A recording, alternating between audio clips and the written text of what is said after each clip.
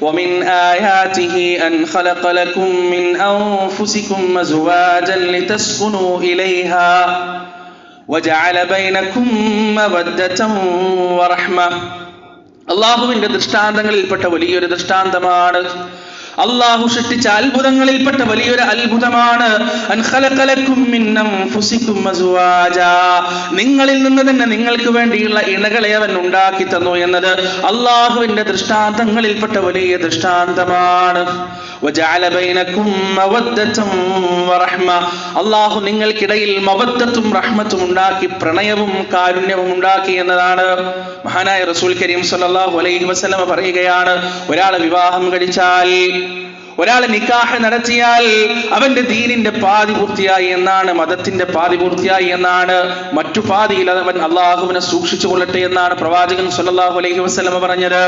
അതുപോലെ പ്രവാചകൻ പറയാണ്, വിവാഹം എന്നത് എന്റെ ചര്യയാണ്, എന്റെ കർമ്മമാണ്, എന്റെ സുന്നത്ത് സ്വീകരിക്കാത്തവർ എന്നിൽപ്പെട്ടവരല്ല എന്ന് റസൂലുള്ളാഹി സ്വല്ലല്ലാഹു അലൈഹി വസല്ലം പറയാണ്. വിവാഹത്തോട് മുഖം തിരിഞ്ഞ് നടക്കുന്നവർ, വിവാഹത്തോട് മുഖം തിരിഞ്ഞിരിക്കുന്നവർ, എനിക്ക് ഇന്ന കാര്യങ്ങൾ കഴിഞ്ഞാൽ മാത്രമേ ഞാൻ വിവാഹം കഴിക്കുകയുള്ളൂ, കല്യാണം കഴിക്കുകയുള്ളൂ എന്ന് പറയുന്നവർ അള്ളാഹുവിന്റെ റസൂലിന്റെ ചര്യയോട് മുഖം തിരിച്ചു നിൽക്കുന്നവരാണെന്ന് ഹദീസുകളിൽ നമുക്ക് കാണാൻ കഴിയും.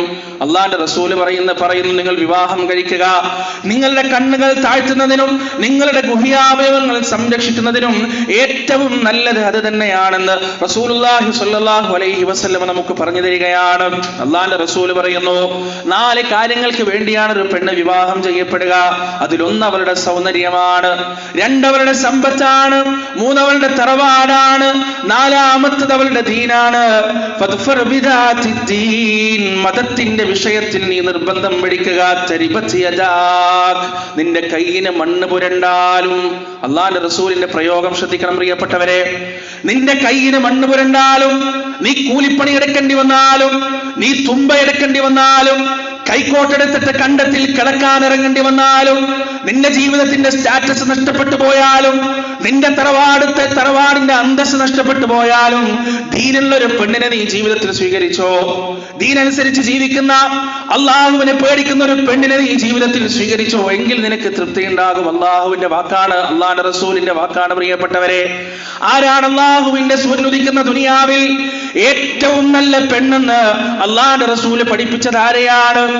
രാത്രിയുടെ 3-ാമത്തെ യാമത്തിൽ അള്ളാഹുവിനെ കുറിച്ചുള്ള ഭയത്താൽ കിടക്കപ്പായിൽ നിന്ന് സ്വന്തം ശരീരത്തെ പറിച്ചെടുക്കുകയും എന്നിട്ട് വുദൂ ചെയ്യുകയും എന്നിട്ട് റബ്ബിന്റെ മുന്നിൽ നമസ്കരിക്കുകയും സുജൂദ് ചെയ്യുകയും തന്റെ ഭർത്താവിനും മക്കൾക്കും വേണ്ടി ദുആ ചെയ്യുകയും അവരെ സ്വർഗത്തിലേക്കുള്ള തന്റെ യാത്രയിൽ കൂടെ കൂട്ടുന്നതിന് വേണ്ടി ഭർത്താവിനെയും മക്കളെയും തഹജ്ജുദിന് വിളിച്ചെഴുന്നേൽപ്പിക്കുകയും എഴുന്നേൽക്കാതിരിക്കുമ്പോ വെള്ളം കുടഞ്ഞ് തന്റെ പ്രിയപ്പെട്ടവൻ തന്റെ കൂടെ സ്വർഗത്തിൽ ഉണ്ടാകണമെന്ന നിർബന്ധ ബുദ്ധിയോടുകൂടി തന്റെ ഭർത്താവിനെ വിളിച്ചുണർത്തുകയും ചെയ്യുന്ന പെണ്ണാണ് ഈ ലോകത്തെ ഏറ്റവും നല്ല പെണ്ണെന്ന് റസൂലുള്ളാഹി സ്വല്ലല്ലാഹു അലൈഹി വസല്ലം നമുക്ക് പറഞ്ഞു തരികയാണ്. എന്റെ പ്രിയപ്പെട്ടവരെ, പ്രവാചകൻ പറയുന്നു, ദുനിയാവ് മുഴുവൻ നശ്വരമാണ്, ദുനിയാവ് മുഴുവൻ വഞ്ചനാത്മകമാണ്, ദുനിയാവ് മുഴുവൻ ചതിരിപിടമാണെന്നാൽ ഈ ദുനിയാവിൽ ഏറ്റവും നല്ല മതാ എന്താണെന്നറിയുമോ? ഈ ദുനിയാവിൽ ഏറ്റവും നല്ല വിഭവം എന്താണെന്നറിയുമോ? അത് സാലിഹത്തായ ഒരു പെണ്ണാണ്, സാലിഹത്തായ ഒരു ഭാര്യയാണ്. അള്ളാഹുവിന്റെ റസൂൽ പറഞ്ഞതാണ്. പ്രിയപ്പെട്ടവർ, അതുപോലെ തന്നെ പ്രവാചകൻ സല്ലല്ലാഹു അലൈഹി വസല്ലം പറയുന്നു, ഒരു യുവാവത നിങ്ങളുടെ അടുത്തേക്ക് നിങ്ങളുടെ മകൾക്ക് വിവാഹം ആലോചിച്ചുകൊണ്ട് വരികയാണ്, കല്യാണം ആലോചിച്ചുകൊണ്ട് വരികയാണ്. അവിടെ 2 കാര്യങ്ങളാണ് നിങ്ങൾ നോക്കേണ്ടത്. തർദൗന ദീനഹു വഖുലുഖഹു, അവന്റെ ദീനും അവന്റെ സ്വഭാവവും നിങ്ങൾക്ക് തൃപ്തിപ്പെട്ടാൽ, അവന്റെ മതനിഷ്ഠയും അവന്റെ പ്രകൃതവും നിങ്ങൾക്ക് തൃപ്തിപ്പെട്ടാൽ പിന്നീട് ആ വിവാഹത്തെ നിങ്ങൾ തടയരുത്, പിന്നീട് ആ വിവാഹത്തെ നിങ്ങൾ നിഷേധിക്കരുത്, അതുമായി മുന്നോട്ട് പോകുക. നിങ്ങളുടെ മകൾക്ക് സമ്മതമാണെങ്കിൽ ആ വിവാഹം നിങ്ങൾ നടത്തി കൊടുക്കുക. അത്തരത്തിലുള്ള സൽസ്വഭാവവും ദീനീനിഷ്ഠയുമുള്ള ഒരു ചെറുക്കൻ, ഒരു യുവാവ് നിങ്ങളോട് വിവാഹാലോചന നടത്തിയിട്ട് നിങ്ങളത് നടത്തി കൊടുക്കാതിരുന്നാൽ, നിങ്ങളത് തടഞ്ഞാൽ ദുനിയാവിൽ വലിയ ഫിത്നകൾ ഉണ്ടാകും, ദുനിയാവിൽ വലിയ ഫസാദുകൾ ഉണ്ടാകുമെന്ന് അല്ലാഹുവിന്റെ റസൂല് നമുക്ക് പഠിപ്പിച്ചു തരികയാണ്, പറഞ്ഞു തരികയാണ്. പ്രിയപ്പെട്ടവരെ, ആണിനുണ്ടാകേണ്ട ക്വാളിറ്റികൾ എന്തൊക്കെയാണ്? പെണ്ണിനുണ്ടാകേണ്ട ക്വാളിറ്റികൾ എന്തൊക്കെയാണ്? ആ വിവാഹത്തിന്റെ ആഘോഷങ്ങളിൽ പാലിക്കേണ്ട മര്യാദകളും മാനദണ്ഡങ്ങളും എന്തൊക്കെയാണെന്ന് പ്രവാചകൻ സല്ലല്ലാഹു അലൈഹി വസല്ലം കൃത്യമായി നമുക്ക് പഠിപ്പിച്ചു തരികയാണ്. അല്ലാഹുവിന്റെ റസൂൽ പറയുന്നു, ദുനിയാവിൽ വിളമ്പപ്പെടുന്ന ഭക്ഷണങ്ങളിൽ ഏറ്റവും ഹീനമായ ഭക്ഷണം ഏതാണെന്നറിയുമോ? റസൂൽ ചോദിക്കുന്നു. ദുനിയാവിൽ കൊടുക്കപ്പെടുന്ന ഭക്ഷണങ്ങളിൽ, കഴിക്കപ്പെടുന്ന ഭക്ഷണങ്ങളിൽ ഏറ്റവും ഹീനമായ ഭക്ഷണം ഏതാണെന്നറിയുമോ? അത് വലീമയുടെ ഭക്ഷണമാണ്. എങ്ങനെയുള്ള വലീമ? എല്ലാ വലീമയെ കുറിച്ചുമല്ല പറഞ്ഞത്, എങ്ങനെയുള്ള വലീമ? ആ വലീമയിലേക്ക് ദരിദ്രന്മാർ അവഗണിക്കപ്പെട്ടു, പണമില്ലാത്തവർ അവിടേക്ക് ക്ഷണിക്കപ്പെട്ടിട്ടില്ല, ജീവിതത്തിന്റെ അരികുകളിലേക്ക് തള്ളപ്പെട്ട പാവപ്പെട്ടവർ അവിടേക്ക് ക്ഷണിക്കപ്പെട്ടിട്ടില്ല. പ്രമാണിമാരും പ്രഭുക്കളും കുബേരന്മാരും വലിയ വലിയ പണക്കാരും മാത്രം ക്ഷണിക്കപ്പെടുന്ന ആ വലീമയുണ്ടല്ലോ, ആ വലീമയാണ് ദുനിയാവിലെ ഏറ്റവും ഹീനമായ, ഏറ്റവും വൃത്തികെട്ട ഭക്ഷണമെന്ന് റസൂലുള്ളാഹി സ്വല്ലല്ലാഹു അലൈഹി വസല്ലം നമുക്ക് പഠിപ്പിച്ചു തരികയാണ്. കല്യാണത്തിന്റെ വേളയിൽ നാം പരിഗണിക്കേണ്ടത് എന്തൊക്കെയാണ്? അതിന്റെ ആഘോഷങ്ങളിൽ നാം പരിഗണിക്കേണ്ട ധാർമ്മികതകൾ എന്തൊക്കെയാണ് എന്നാണ് റസൂലുള്ളാഹി സ്വല്ലല്ലാഹു അലൈഹി വസല്ലം ഈ ഹദീസുകളിലൂടെ നമുക്ക് പഠിപ്പിച്ചു തന്നത്. ഇതിലേറ്റവും വലിയ അത്ഭുതം, ഏറ്റവും കൂടുതൽ മര്യാദകളും ഏറ്റവും കൂടുതൽ അദബുകളും പഠിപ്പിക്കപ്പെട്ട സമുദായമാണ് മുസ്ലിം സമുദായം. എന്നാൽ അദബുകേടുകൾക്ക് മാതൃക കാണിച്ചുകൊണ്ടിരിക്കുകയാണ് മുസ്ലിം സമുദായം. അദബുകേടുകൾക്ക് മാതൃക കാണിച്ചുകൊണ്ടിരിക്കുക. പ്രിയപ്പെട്ടവരെ, നമ്മൾ കണ്ണു തുറക്കുക. പ്രത്യേകിച്ച് എൻ്റെ സംസാരം ശ്രവിക്കുന്ന യുവാക്കൾ, മക്കളെ, നിങ്ങളോടാണ് പറയാനുള്ളത്. ഇവിടെ 40-50 വയസ്സൊക്കെ കഴിഞ്ഞ മധ്യവയസ്കരും വൃദ്ധന്മാരും ഉണ്ട്. അവർക്കൊന്നും ചെയ്യാനില്ല. അവർക്ക് നിങ്ങളെ നിയന്ത്രിക്കുന്നതിന് പരിമിതിയും ഉണ്ട്. ഈ അടുത്ത ദിവസം വാരത്ത് നടന്ന ഈ പറയുന്ന സംഗതി തന്നെ ആ പെൺവീട്ടുകാര് അനുവദിച്ചിട്ടല്ല, ആ കുടുംബത്തിലുള്ള മുതിർന്ന കുടുംബാംഗങ്ങൾ അനുവദിച്ചിട്ടോ അവരുടെ ഒത്താശയോടെയോ അല്ല. അവരവിടെ നിസ്സഹായരാണ്. ഈ യുവാക്കൾ ഇതൊക്കെ കാട്ടിക്കൂട്ടുമ്പോ മൂക്കത്ത് കൈയും വെച്ച് നോക്കി നിൽക്കുക എന്നല്ലാതെ ഈ പാവപ്പെട്ട മനുഷ്യർക്ക് എന്ത് ചെയ്യാൻ പറ്റും? അവർക്ക് എങ്ങനെ ഇതിനെ പ്രതിരോധിക്കാൻ പറ്റും?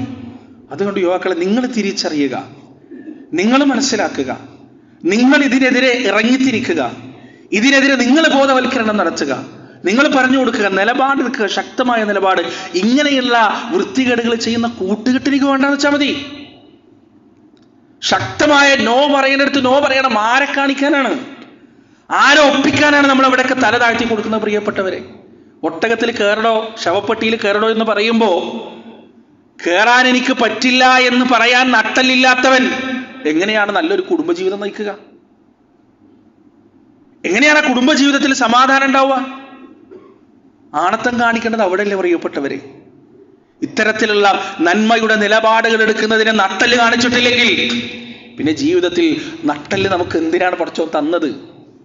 നിലപാടുകൾ റബ്ബ് നമുക്ക് എന്തിനാണ് തന്നത്? അതുകൊണ്ട് എൻ്റെ പ്രിയപ്പെട്ട യുവാക്കളെ, നിങ്ങൾ ഇതിനെതിരെ ബോധവാന്മാരാകുക.